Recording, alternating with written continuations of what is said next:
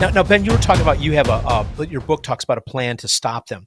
Ben, do you think that do we have a chance here? Does humanity have a chance? I mean, where are we at in this process? Because to me, it looks pretty insidious, but at the same time, I do see people waking up. What's your overall Yeah. take on where we're at? So there was this book written, I think it was the 60s or 70s, called The Rapture Cult.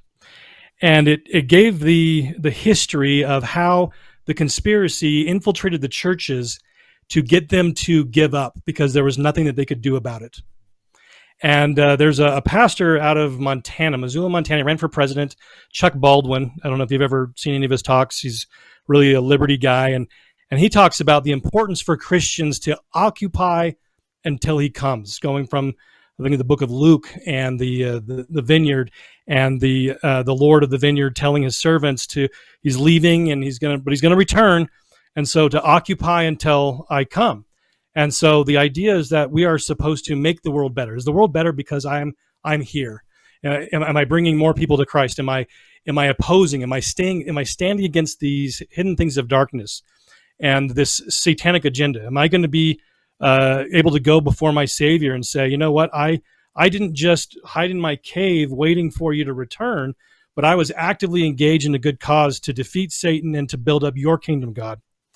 And so the book written back in I think it was the 70s, called The Rapture Cult, goes through and shows how in the late 1820s, early 1830s, a man by the name of John Darby, and a woman, MacDonald was her last name, and how she got these satanic revelations of how fighting for liberty was evil, and introducing this concept into Christian churches, that doing anything to oppose evil was actually fighting against the return of the Savior.